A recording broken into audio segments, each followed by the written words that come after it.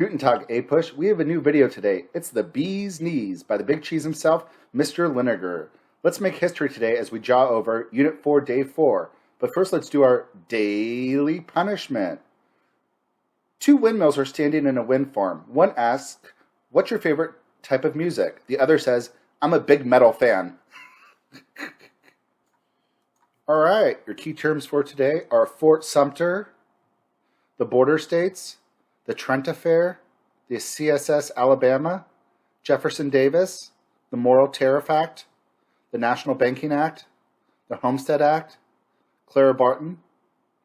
Our key concepts are the beginning of the Civil War, pluses and minuses for both sides going into the Civil War, the border states, and foreign policy during the American Civil War, and economic changes that resulted from the Civil War, and the end results. Let's start with Abraham Lincoln's goals going into the Civil War. In his inaugural address in 1860, he was conciliatory. He wanted to appeal to the better angels of people's nature. He did not promise that he did not want to punish the South. He did not say he was going to get rid of slavery. His only goal was to restore the Union. Lincoln said that if he could end the Civil War by getting rid of all slavery, he would. If he could end the Civil War by getting rid of slum slavery, he would. And if he could end the Civil War by not getting rid of slavery, he would. These were his original goals. Here's a picture of his inaugural address. The first shots that began the Civil War was Fort Sumter. Fort Sumter was a fort in South Carolina. Remember, South Carolina was the first state to secede. Fort Sumter was a national fort, but South Carolina claimed all the weapons and stuff in South Carolina. South Carolina claimed that all the weapons in Fort Sumter were theirs. Fort Sumter had national U.S. soldiers there. Their supplies were running out. Lincoln wanted to give them food and troops so they wouldn't surrender. The South, the provisions were reinforcements, and they considered it an act of war. So on April 12, 1861, they're going to fire the first shots of the Civil War. This will be the first shots will be fired by the Southerners, so we'll give the Northerners some kind of rationale and justification for it. It'll give them the moral high ground. The Northerners were mad by the Southern actions. Lincoln's going to call on 75,000 volunteers. There were so many volunteers that came that a lot of them will have to be sent home. The Deep South is going to felt that Lincoln was waging an aggressive war. And the more middle Southern states are going to be upset that Lincoln's calling for volunteers. The middle states like Virginia, Arkansas, and Tennessee and North Carolina had not seceded yet. But after Lincoln calls for volunteers, they're all going to secede and join the Confederacy. The only slave states that still remain neutral, that still remain part of the Union, are the border states. Here's Fort Sumter. The South will fire on Fort Sumter. It is a bloodless first battle. Eventually, the North will have to surrender. The South is going to fire on them before the provisions will be brought. And the only blood in Fort Sumter will be one horse will die. It's a bloodless battle for the bloodiest war in American history. Let's talk about the border states. The border states will be crucial for both sides. You have Delaware, Missouri, Kentucky, and Maryland. Later, West Virginia, the western part of Virginia, is going to secede from Virginia. They secede from a secession state, and they'll form their own state, and they'll join the Union. These are all states that had slavery but will remain neutral. They're all very important states. If they had joined the South, they would have doubled the manufacturing capacity for the South and increased the supply of horses and mules by half. To keep them, Lincoln is going to use both persuasion and force. In Maryland, in order to prevent them from seceding, he's going to declare martial law. He'll arrest people without trial. He'll also send troops into West Virginia and Missouri to fight small civil wars to keep them loyal. And here are the border states, right here. And these are all states that are, they're not in the middle Southern states, they're not the Deep South, and they all actually will remain loyal during the Civil War. The Native Americans are going to have some hard choices during the Civil War. In the beginning of the war, Lincoln said the war was to save the Union, not free the slaves. Some of the five civilized tribes, uh, which was the Cherokee, the Chickasaw, the Choctaw, the Creek, and the Seminole. These were some of the tribes that the Americans had originally had the most interactions with. These are also the tribes that we had already pushed over and moved to the Oklahoma and reservations. So they had a very negative view of America. A lot of the five civilized tribes will side with the Confederacy. It is kind of ironic because the people that had been the most rude to the Native Americans were the Southerners, but that was when they were part of the Union. So I guess the civilized tribes saw them as America as the enemy, not the South. Most of the Plains Indians and some of the Cherokee will be pro-North, and they'll fight with them. This is also ironic because after the Civil War, the United States government will go to war with the Plains Indians.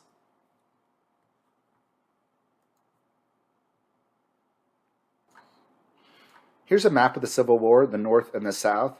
The North obviously has more manufacturing and more states. Let's talk about some of the advantages the South had. All they needed to do was to draw to win. They're fighting a defensive war, so they just needed to fight the war until the North gets tired of it, kind of similar to the American Revolution.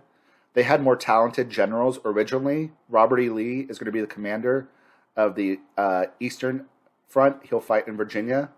One of his major generals will be Stonewall Jackson, also James Longstreet. There'll be famous generals in the Western Front. There'll be Nathan Bedford Forrest, who was probably the most brilliant general in the Civil War, but also was a horrible person. He formed the KKK. There'll be James Cleburne. Most of the Southerners will be trained in military-style upbringing. A lot of Southern officers went to West Point. There was also the Citadel, which was a military institute in Virginia.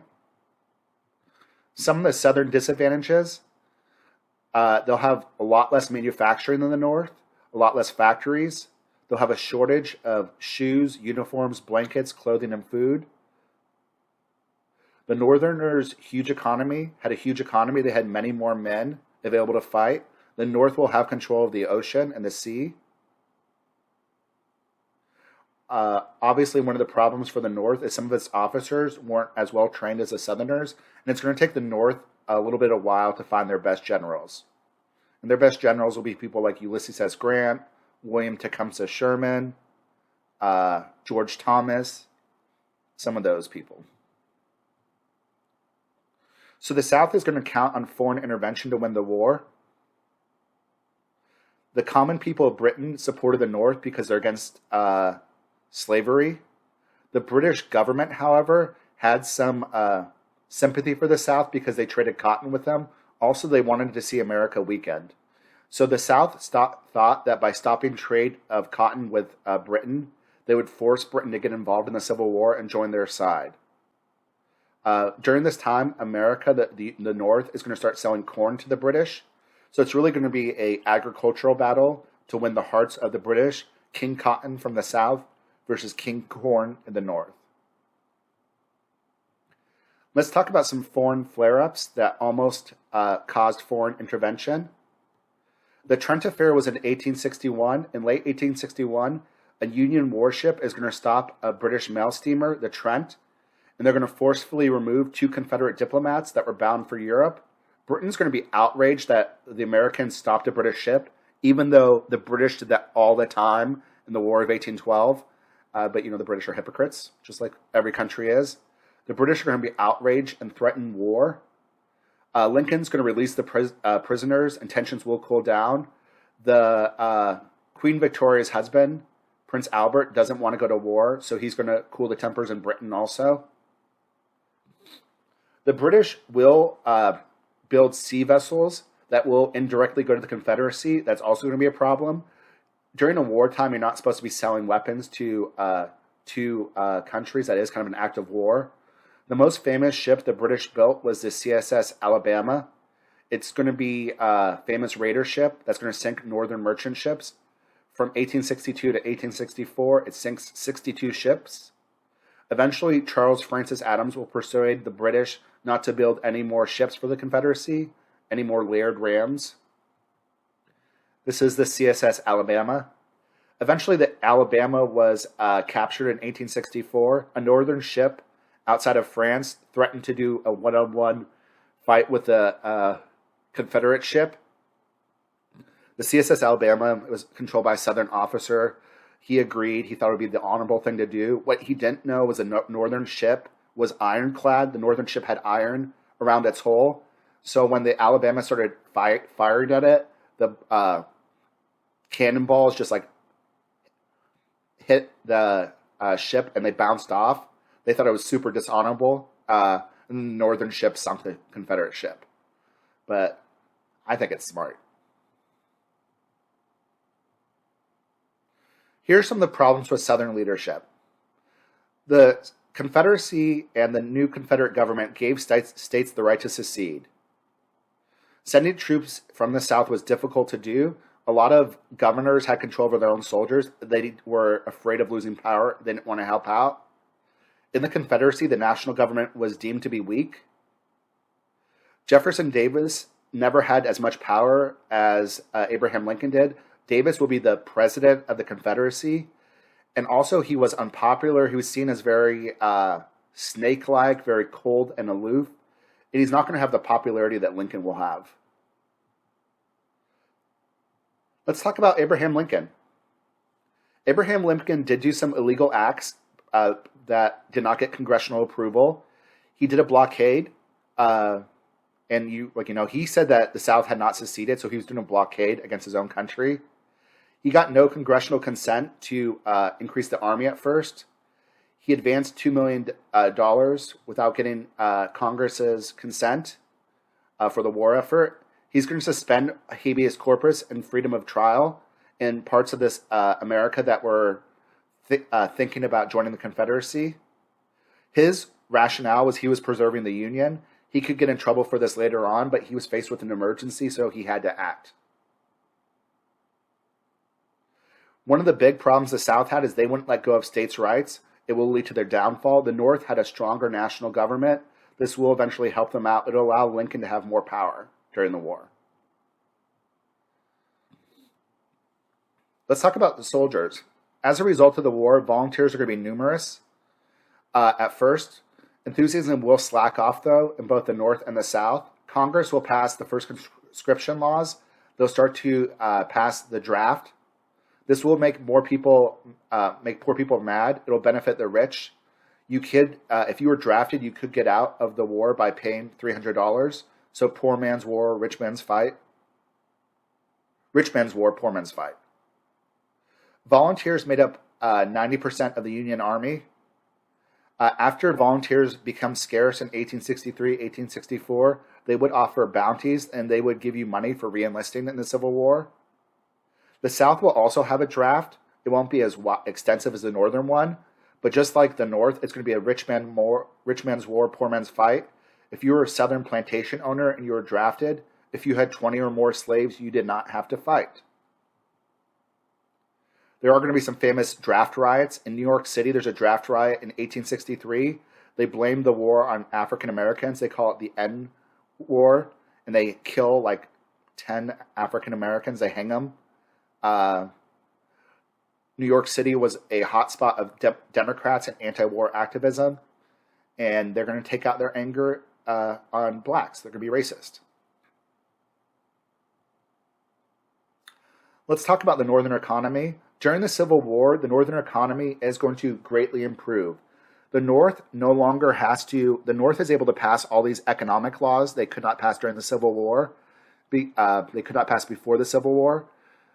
Because before the Civil War, the South was in Congress. They blocked a lot of these laws because they benefited the North. The North will pass the Morrill Tariff Act, which will increase tariffs from 5 to 10%. They'll pass the National Banking Act, which will be the first effort towards a unified banking system since the second bus that Andrew Jackson killed. It's not a real banking system. That's not going to be until the Federal Reserve in the 1910s. But it was a little bit more standard banking system. They will pass the Homestead Act, which is important also. The Homestead Act is going to offer 160 acres of land that's pretty cheap to anybody that agrees to improve and live on the land for 5 years.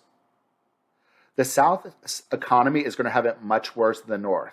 During the Civil War, the South's inflation will go up 9,000%, which is horrible. The North's inflation will go up 80%, but that's actually really bad. But their wages will keep up with it for the most part. For the most part, the Civil War will actually help out the North economically. During the Civil War will benefit the North. You're going to have new factories are going to be formed. You're going to have the first millionaire class being created. For women will take different roles during the Civil War. Women will take some jobs that the men have. Some women on both sides will join the Civil War by posing as men, and they will fight as soldiers. One of the big things that women will do is they will be in charge of nursing on both the North and the South. Clara Barton and Dorothea Dix, we talked about before, will run the nursing for the North. Sally Tompkins will do it for the South. They're going to help turn nursing into a respected profession. Clara Barton will also form the American Red Cross later on. Let's talk about the end results. The South will be ruined by the Civil War. Their transportation will collapse. Their supplies will become scarce. Before the Civil War, the South had 30% of the wealth in America. After the Civil War, after the destruction caused by the Civil War, it'll only be 12%. And here's Sherman's March to the Sea, where he's just burning the South, which we'll talk about. All right, kiddos, that's all I have for you for today. Until next time, deuces. Deuces, deuces.